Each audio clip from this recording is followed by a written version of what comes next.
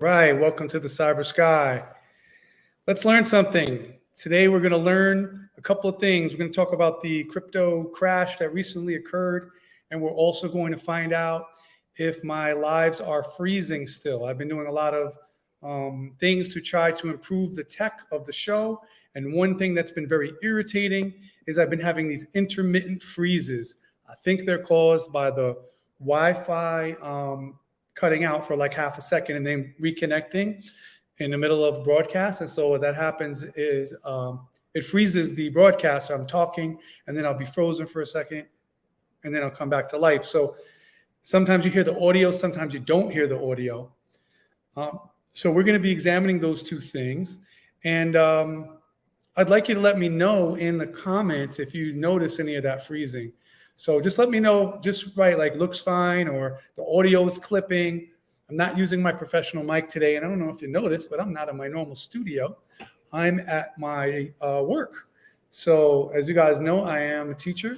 You can see some lockers and some post-its behind me. I'm going to give you a quick tour. This is my classroom. There's my smart board over here.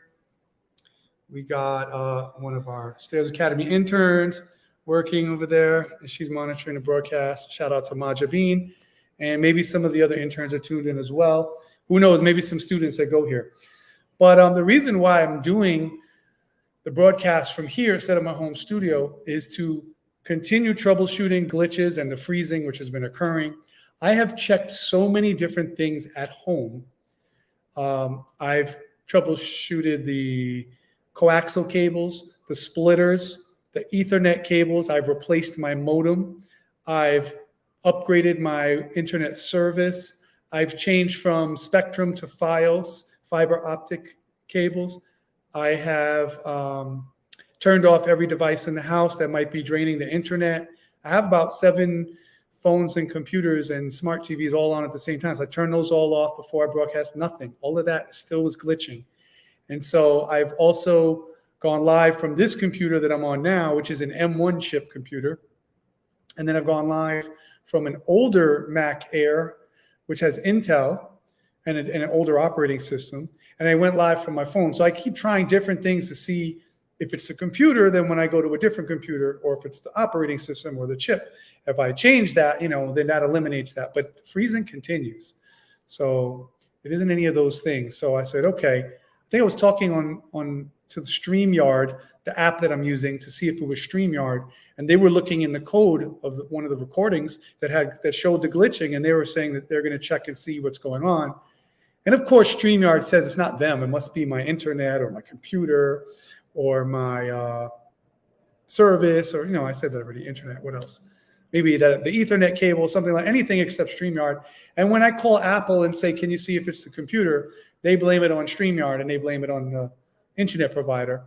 And then when I call the internet providers, they blame it on the computer and StreamYard. So everyone goes like this, and they all check their part out, say everything seems to be working for us. It's not your phone, it's not your computer, but the freezing keeps happening.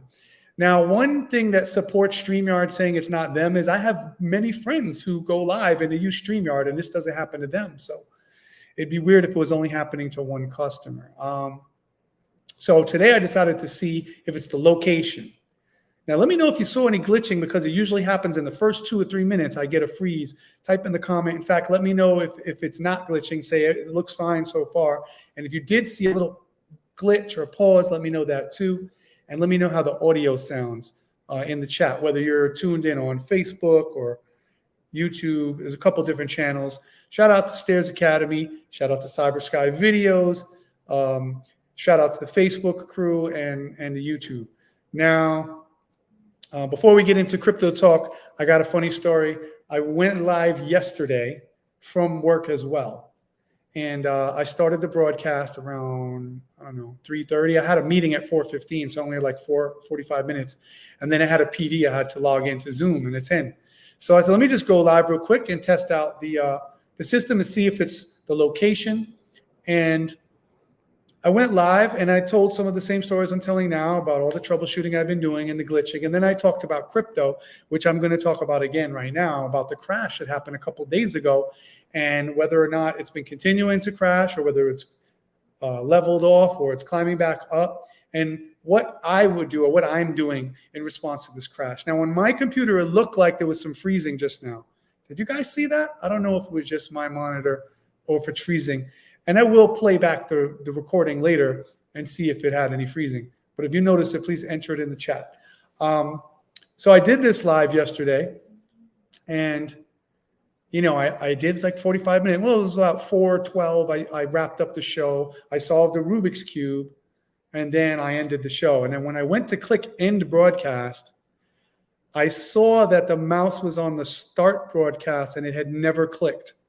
So I was talking to myself for 45 minutes, and it wasn't live like I thought I was. I was just seeing the monitor and just thinking that I was broadcasting.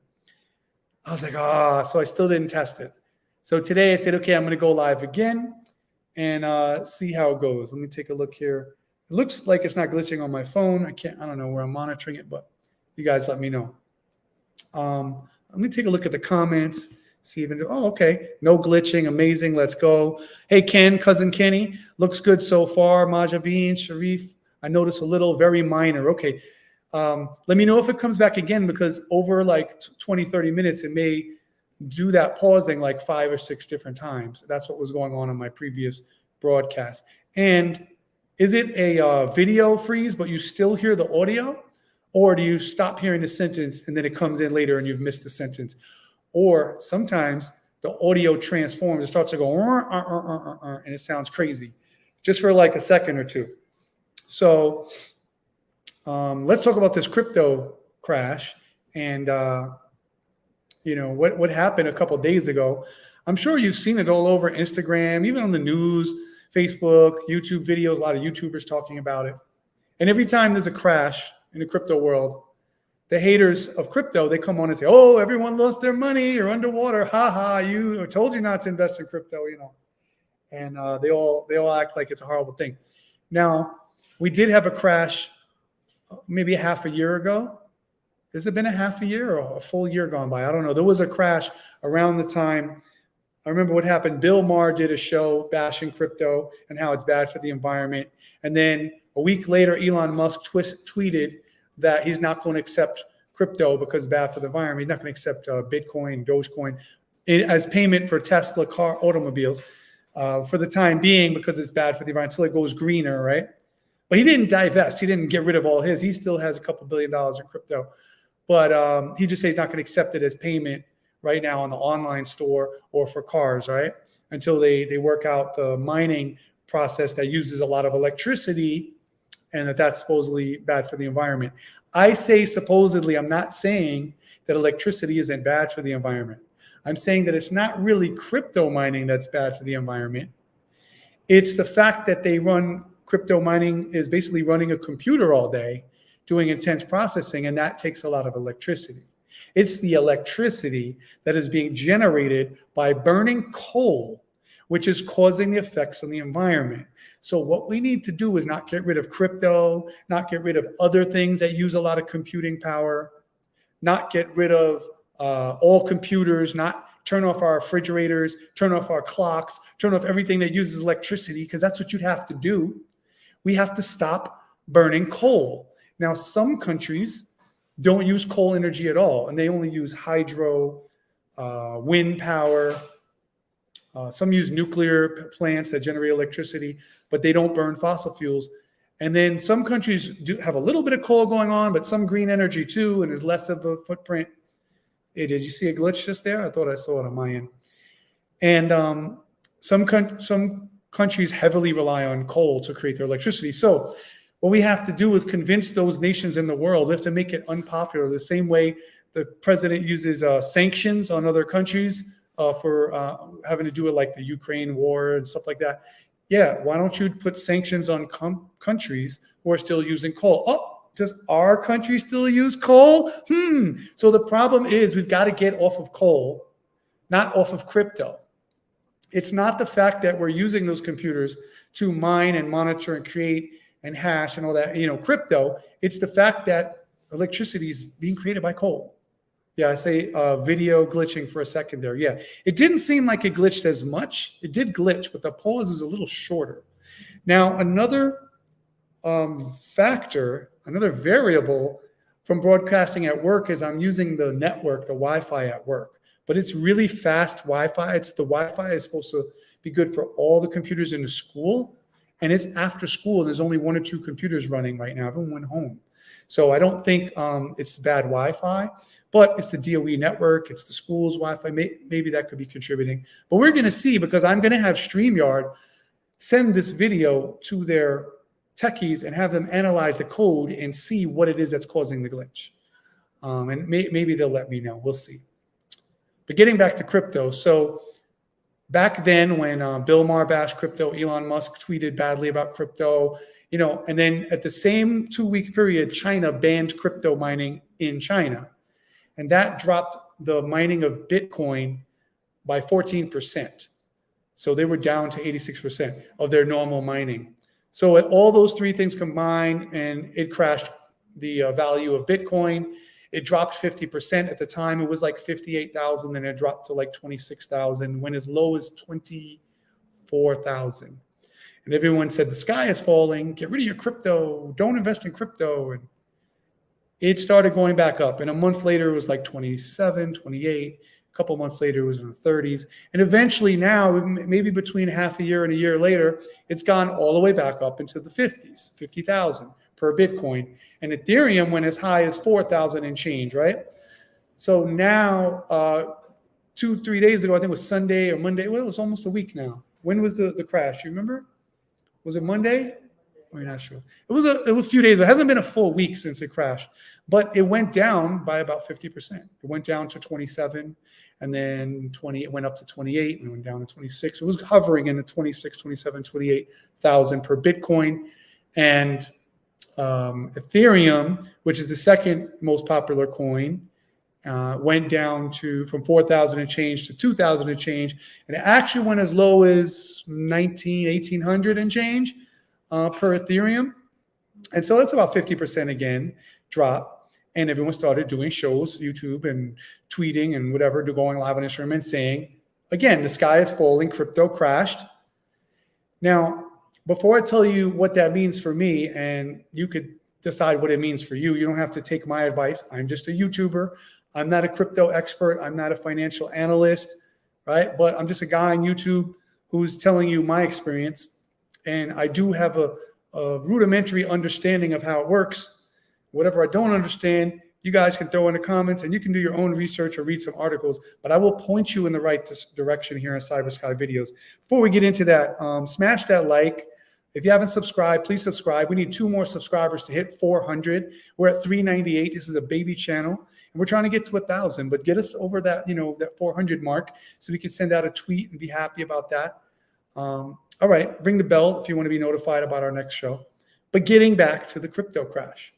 So what caused this crypto crash? That's the question that we're going to answer first. Here, Majavine says, now I can't get my Tesla because of the crypto crash. Exactly. And I was telling people in my social media, crypto crash, I'm going to have to sell the Lambo. I'm going to get rid of my place and move into one of my houseboats. Times are rough. So, but getting back to what caused the crash. So there's a company called Terra, and they have a stable coin called Luna. So the first thing that happened that started off this crash is the stable coin Luna dropped by a huge percent.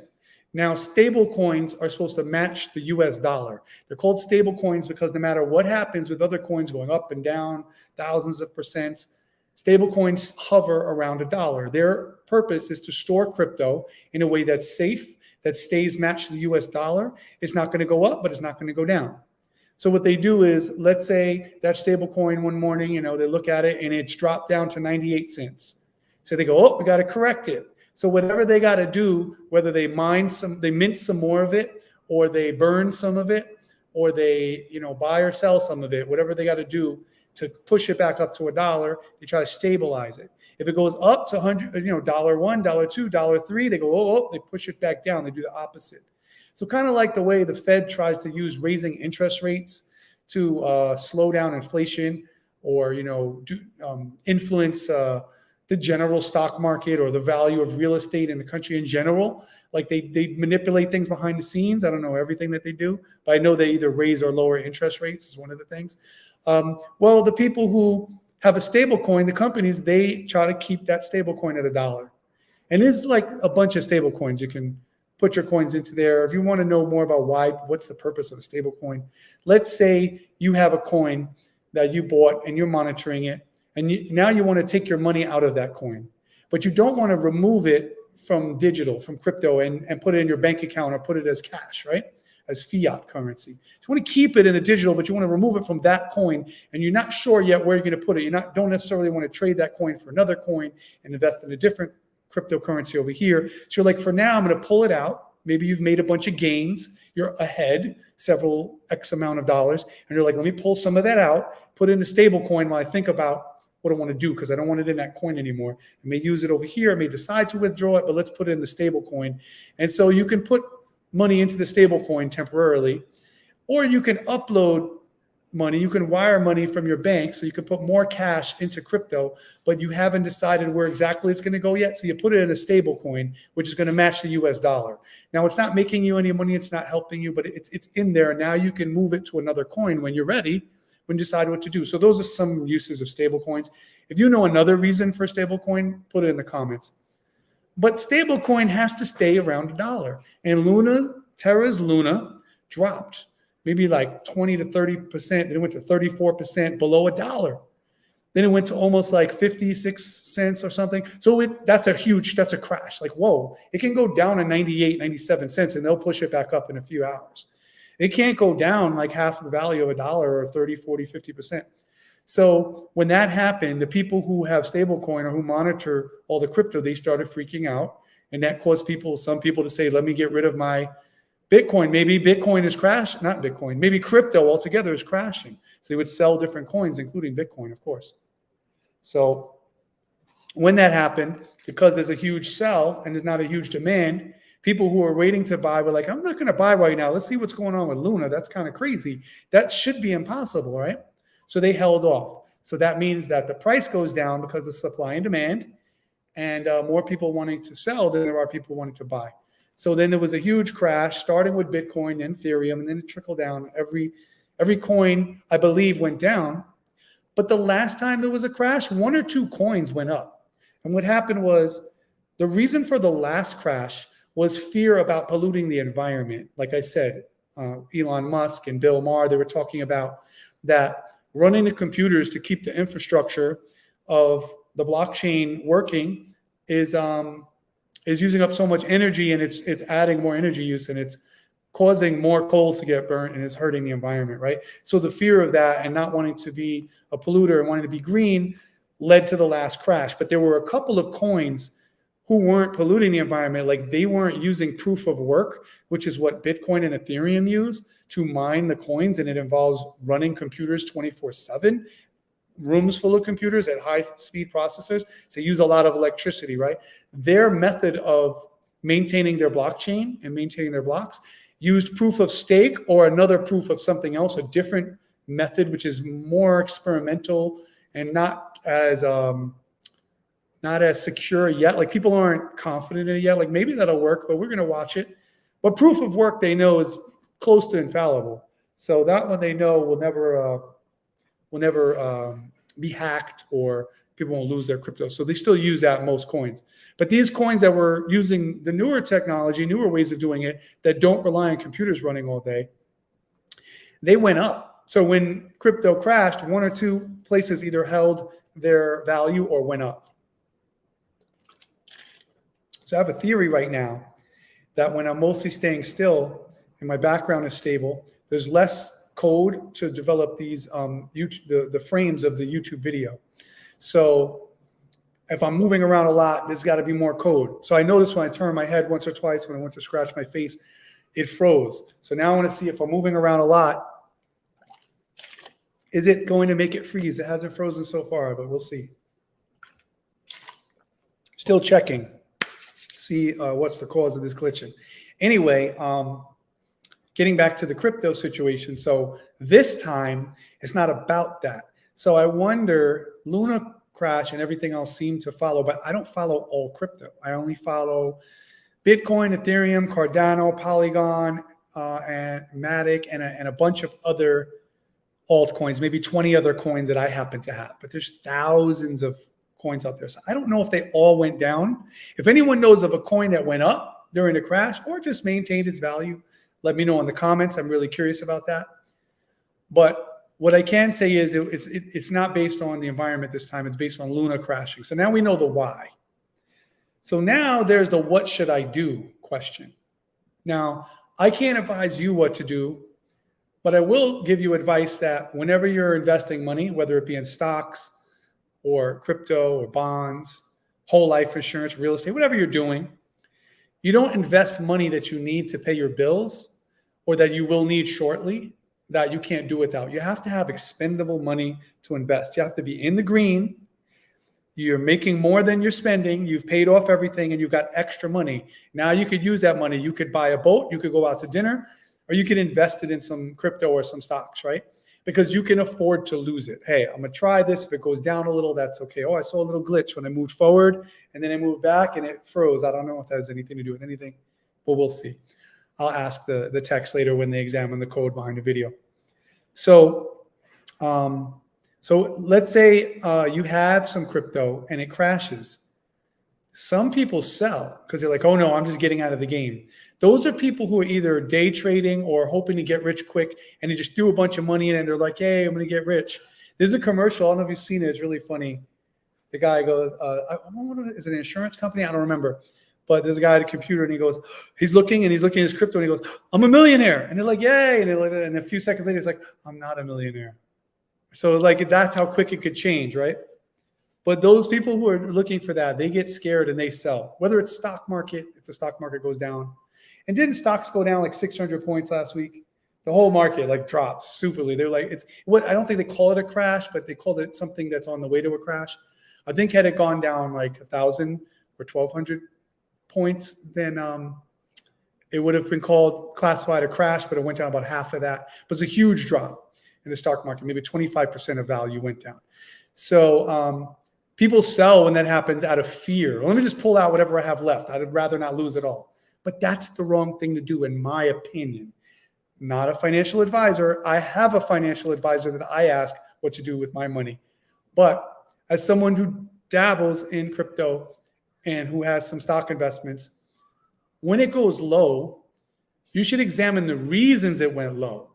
Now, if the reasons that the stock or the crypto is crashing is because there's a fundamental flaw in the company, if that cryptocurrency company was found to have been hacked, or if they were supposed to do something and that's what everyone bought in on and then they couldn't get it done, so now their utility and their value is not as high, it's going to drop in value. So you might want to just sell because you're like, I don't like that crypto and that currency anymore because I don't like the company behind it. Same thing with stocks. I'm not going to invest in that company because I don't think they're going to do well in the long-term future. It's not just right now. Like that technology is fading out. For example, if you had stock in Blockbuster at the beginning of Netflix and Hulu and the streaming revolution, you just kind of want to get rid of that stock. It's not going to go back up. Video is dead, right? There's no more videos, physical cassettes, video cassettes. So, but you have to look at the company. Now, if Apple stock goes down a little, if Google stock goes down a little, if Meta stock goes down a little, if Amazon stock goes down a little, I'm not going to sell if it goes down a lot. They're going to fix whatever's causing that to go down because they always try to boost their company so that their shareholders can, have money on their stocks. And it's going to go back up. It might take a month. It might take half a year. It might take a year. But looking in the long term, in the next 3 or 4 or 5 years, it's going way up. And I guarantee when I go back in 5 years from now, those companies I named, they're going to be high again. So I wouldn't sell. If it's a company that their stock went down because of a huge thing that's going to put their company out of business, then you sell. So now look at this crypto crash. It crashed because something happened with Luna, and there's going to be a lot of investigation. There's going to be articles written on that. But all the other stable coins didn't crash. So something happened with Luna, and we're going to figure out what the hell went on there. We don't know.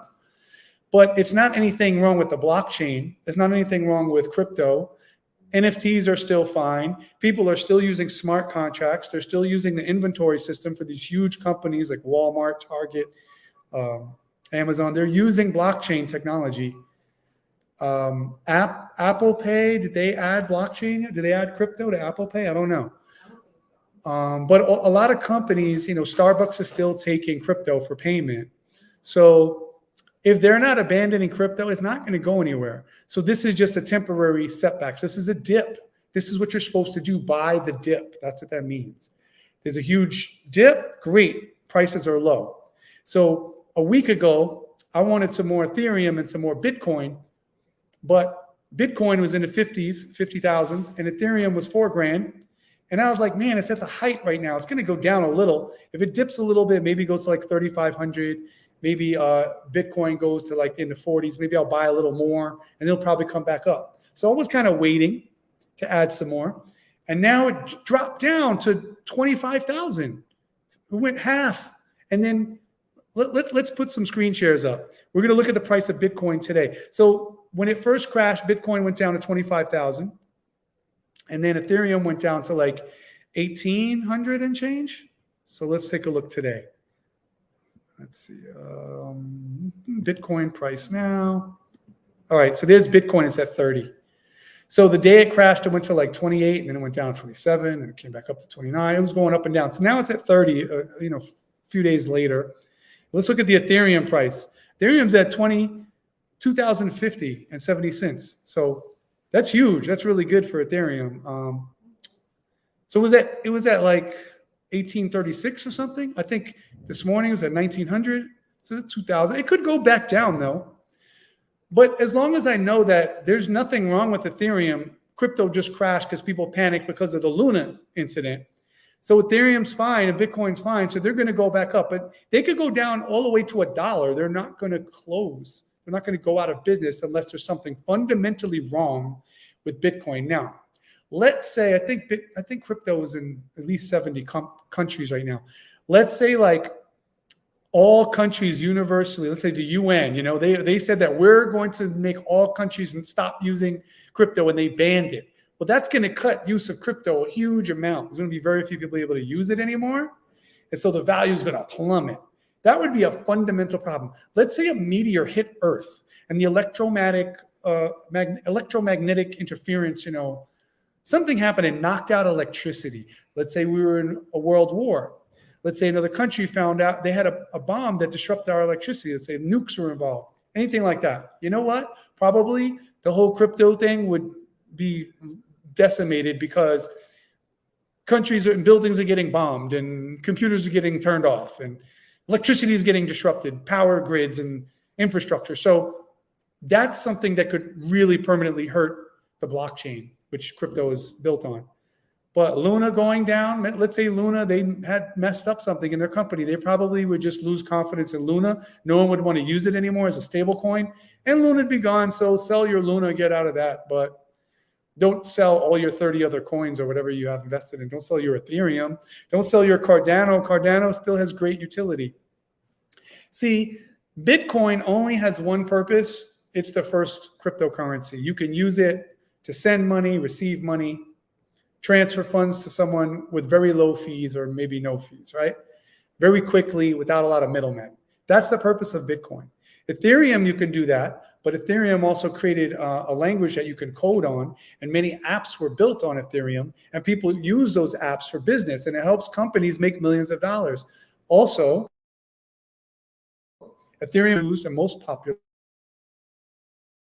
and the stores like OpenSea, they're selling NFTs that are, and though even if the value of Ethereum goes down or up, doesn't matter. In fact, when the price of Ethereum is lower, it's cheaper to mint NFTs. So it's a good time to start minting because the fees were very high. When Ethereum was worth 4,000, it was very expensive. You might have to pay $100 to mint an NFT, and now it's going to be very low. I'm just explaining the utility of the blockchain. I am going to have some special guests in another week or so from some blockchain developer, and I'm going to get a representative from one of the crypto companies to come on the show. We're going to discuss all kinds of stuff related to the blockchain. I'm going to ask that things that I want to know, like, how does this work? But how, you know, I kind of know the overview and I explain it to my friends in layman's terms and they can kind of understand, but the details and how it really works, there's a lot of stuff I don't know. And one question I have is, there's a company that has a very green platform. They don't use proof of work. So I'm curious, did their value of their coin go down when people were boycotting crypto because Bitcoin uses proof of work and Ethereum uses proof of work? When people were saying, oh, crypto's bad for the environment and it dropped, did that coin stay stable? Now, I noticed that coin dropped now that we had the Luna problem, the stable coin cutting out and dropping in value. So their coin dropped too, along with everyone else, because it wasn't having to do with it being a green platform or not. But these are types of things I like to discuss with them. So I'm going to have them on the show. If you want to check that out, ring the notification, subscribe, ring the bell, so you'll get notified of when we go live with the special guests. I'm trying to think if there's anything else I could show you before we finish today's broadcast. Let's take a look at the price of Ethereum. We got the price of Bitcoin. Yeah, so what am I going to do? Let's end it with that. So what I did 2 days ago is I bought some more Ethereum and some more Bitcoin and a little more Cardano, but I didn't go all the way down the line and buy all my coins. I probably should have, but I was just in a hurry and I just wanted to just make some investments. So I had a little bit of money lying around. Now, did I say, oh, it's really low right now, let me throw all the money I have to invest into Bitcoin, Ethereum, and all my, no, I didn't do that. Because I didn't know if it was going to keep going down. No one can predict the future. This philosophy applies to stock market and bonds as well. It's like, oh, maybe not bonds because those are more stable and backed by the government, but for stocks and crypto, when it goes down, you don't know if it's hit the bottom and it's going to go back up or if it's going to keep going down. So it might go back up soon. So you put a little more in. It's definitely cheaper than it was a few days ago. It's 50% the price. So let me take 10%. This is just my budget. You might do it with 20% or 5%. I use 10% of the total expendable money that I have to invest. My opportunity cost fund. I keep a little money. I don't put it in investments. I don't spend it. It's not my emergency fund, like if my car breaks down. It's in a different fund that I can invest if a big opportunity comes up. So I keep that money aside. It's in a special bank account I made just to send money to the stock market or to the crypto exchanges, right? So I take 10% of that 2 days ago and I bought some more crypto while the prices are low. And then I wait a few days. Now I see that the prices have gone back up a few percent, you know? So it seems to be swinging back up. Now, had the price gone down lower than 25,000 for Bitcoin and lower than 1,800 and change for Ethereum, if it dropped down to 1,000 for Ethereum a few days later, and if Bitcoin went to 20,000, I'd have been like, oh, it's even lower now. I would have put another 10% of that stash into crypto, right? And then if it kept going down, I'd keep buying it as it fell. Because I'm assuming that it's not going to ever go away completely. Now, if you believe that it could one day just, that's it, it's gone, then you wouldn't do what I'm saying. But my personal belief is that there's nothing fundamentally wrong with the blockchain. It hasn't they didn't find the loophole. Oh, it's really all not going to work because now someone hacked it and figured out this and it's all a house of cards. They haven't done that. So it's still really strong mathematically. And if you research it, and you understand the technology behind it, you're confident in it. That's why many millionaires and billionaires threw lots of money into crypto because they looked at it, they had their people look at it, and they were like, oh, this is actually a good investment. So as long as I believe that the whole blockchain is not going under, I believe it's going to go back up. So if it kept going down at 10,000, 5,000, I'd be like, wow, I'm going to buy more. Now, had I dumped my whole 100% that I had to invest into it when the prices were 25,000 for Bitcoin and just under 2,000 for Ethereum, and then it kept going down, I'd have nothing to buy more with. I'd be like, oh, now should I risk my rent money? That's dangerous. You don't want to do that. Or take some other investments out of my stocks to buy crypto, and then what if your stocks go up? So you can't do that. So that's why I didn't throw all of my money or even half of it in. I put a little bit, 10%. And it went down a little more, put another 10%. Now what did happen is it started climbing back up. So right now we're at 30,000. It had gone as low as 25, 26,000, which is not quite the bottom that it crashed to last time.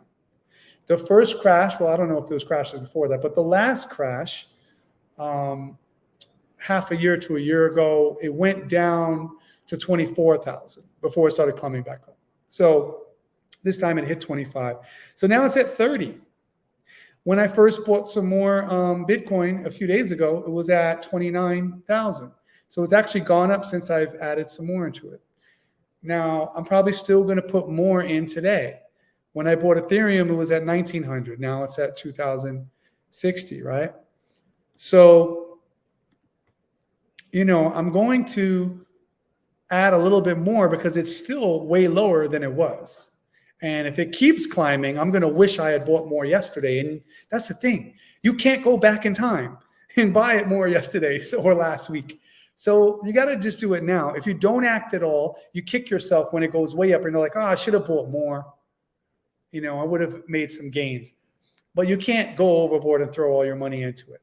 So I'm going to put a little bit more today, maybe another 2 or 3%. And I'm going to watch it for a week. And it's probably going to go up a little bit more. And at some point when I'm confident that it's on the way back up and it's not really going to go down much anymore, I'm going to put bigger amounts, 10 or 20% of my reserve fund. But I'm still not going to wipe that out because another opportunity may come up. There might be some business I want to invest in, or I might be able to buy something really cheap that just is low for some reason right now, something I need, some equipment, a computer, whatever. So a camera, might need to replace my computer. So I'm not going to wipe out my opportunity cost fund, but I put a little bit more into it, you know, and that's the decision you got to make, because if you throw it all in there, you're kind of gambling, and some people win when they gamble. If you say, let me just put it all in, it's going to go up, and then it goes up, you made a killing. That's great. But if it goes down, you made a loss, and you have no extra money to invest in anything else. So if next week there's some stock craze, you know, like the AMC, remember when the hedge funds got decimated by the Reddit users? If there's something and everyone's talking about it and they're like, oh, everyone buy this stock, I won't have any money because I put it all in this crypto. So it'll be great. The crypto will go up, but I just like to diversify my portfolio. And so I have multiple different investments, and I keep them all, you know, 20%, 20%, 20%, 20%, 20%. I'm not going to put everything into crypto because any one of these things could crash or have a problem at any given time when I need money. And then I can't pull the money out because it's low. So to hedge against that, I've diversified. Usually all of these different things, they don't happen at the same time. We could happen one day, but throughout the history of money, we've never had a stock market crash and a real estate crash and the price of gold went down and bonds defaulted. We never had all of that happen at the same time. And now we have crypto. So that's another one, right? I'm going to change the scroll and see if that adds to any of the glitches. So please like and subscribe. Please like and subscribe. You know, throw a question into the chat. Let me see if there's any questions in the chat. Let's see. Yeah, it can change so quickly. Video glitching for a second. Oh man. Okay. So we've ruled out that the glitching has to do with my home studio because it's happening here outside the studio as well. Any questions? No questions are in the chat, so I'll just take my screen share away and we'll continue on. So the thing I like to do at the end is solve a Rubik's Cube. Can you grab me a Rubik's Cube from the desk? I was supposed to put it here near me, but I didn't do it. Thanks a lot. So I'm going to do a quick solve, and then I'm going to end the show. But yeah, that's basically it. I'm not really worried. That's why the thumbnail said crypto crash. I'm not worried. It's going to go back up. But I would be worried if there was something, you know, huge that's affecting all crypto. But I looked into it. It seems to be Terra Luna went down, and then that scared people, and they just sold a lot for a day. And now it seems the confidence is creeping back. And what's happening is the wealthy people who know about investing, they're like, oh, we're buying now. So as people are scrambling to sell, they're like, yep, thank you. Give that to me. The millionaires, the billionaires are like, yep, I'll take it. And new investors who were like, I want to get crypto, but it's too high, you know, $50,000 for one Bitcoin. I'm not going to do that. They're like, oh, it dropped in half. Maybe I'll get in now. Maybe some of the smaller coins dropped a lot too. Oh, a coin that was $20 a coin is now $6. Maybe I'll buy that coin if I really believe in that company and that they're going to do well. So that's what I'm doing. You know, my advice to you is look at the blockchain on a whole. If you understand how it works, or if you know people who understand and you trust them, And they say nothing's really going away with crypto. And then look also at the individual coins.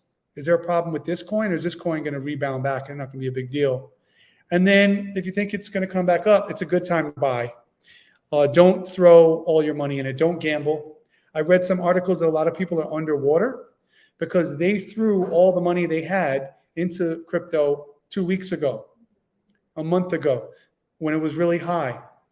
And so when that happens, and they didn't use expendable money, they use all their money. And they figured, I don't have extra money to invest, but I want to get in. They had FOMO, right?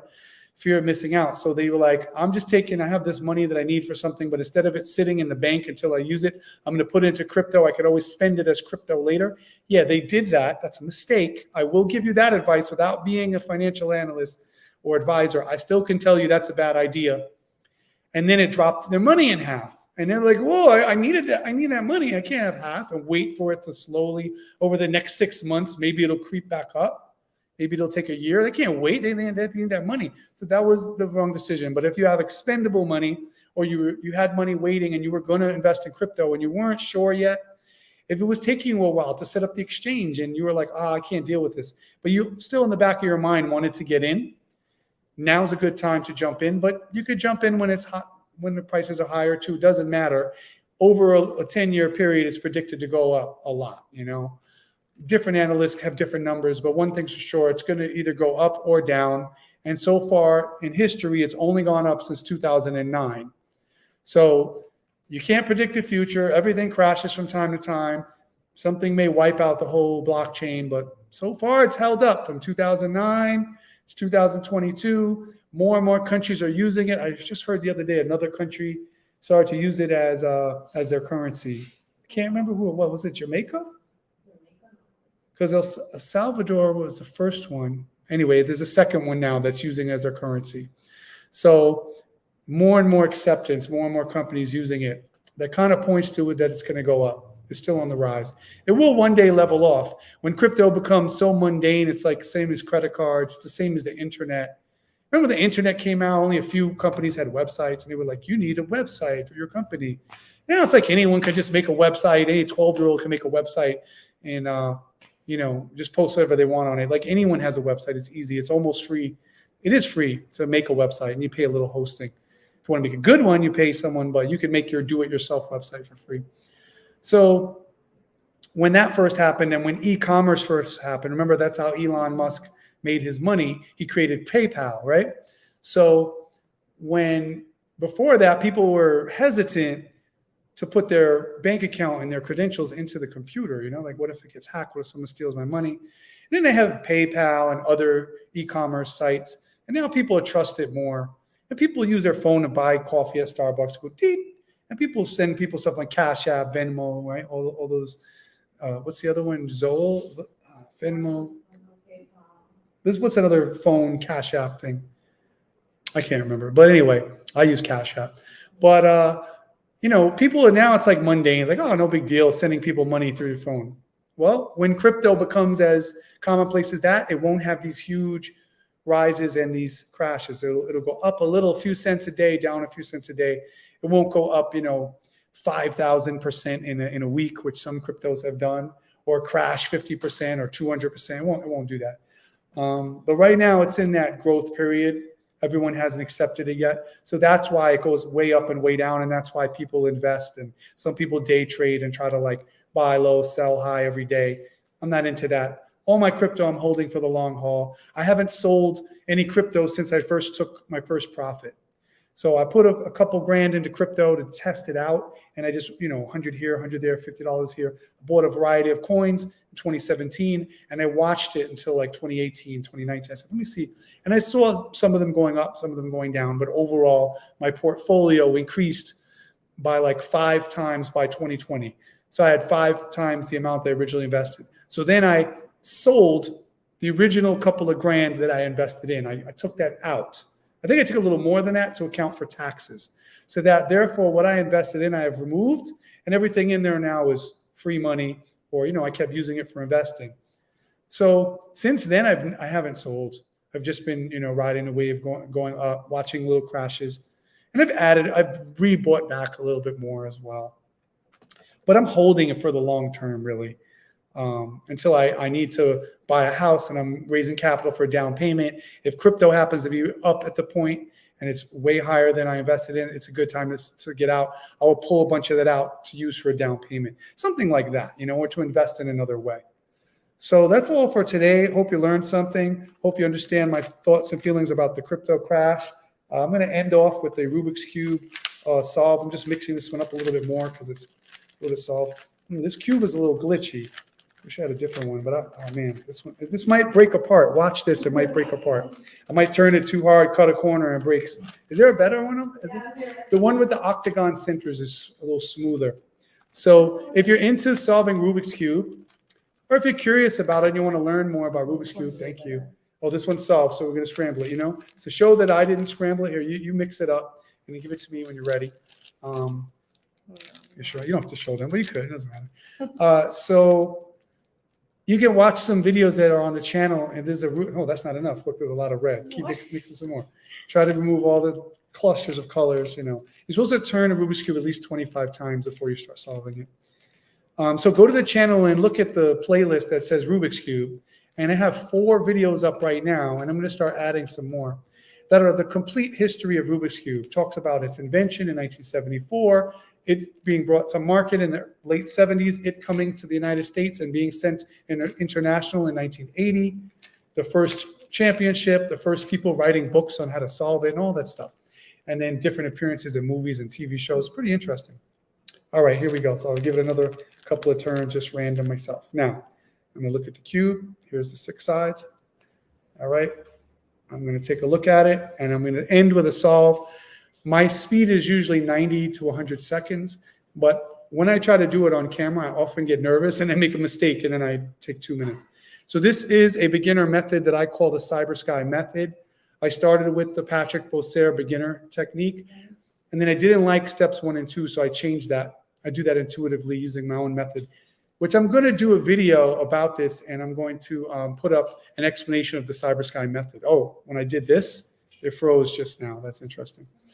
But for right now, I'm not going to explain it to you, but I'm just going to talk about as I'm solving, and then I'm going to get quiet at the end because I make mistakes when I talk and solve at the end. So first, I'm looking at the cube. I'm making some strategy decisions here. Okay, I know what I'm going to do. All right, you ready? And let's see how long it takes. And go. Edges. And I'll bring this down. Got 2 edges. Okay. 3. It's taking me longer than it usually does. 4. Okay. Got my edges. Now I'm going for corners. So I'm going to just talk it out loud. Green and orange done. Red and blue done. Of course, it wouldn't be an easy setup. Sometimes you just get a lucky scramble. This one is not too easy. That's okay. Not that hard either. All right, layer 1 is done. See the layer? Good. Now we're going for layer 2 using the algorithms from Patrick Bosair. I was using my own technique for that part. I'm using the second layer algorithm that's very common. It's 8 moves. If you guys are cubers, you know this backwards. All right, so all my top sides are yellow, so I'm going to have to do one of these twice. You know how that is when you have all yellows. All right, and now I want the green.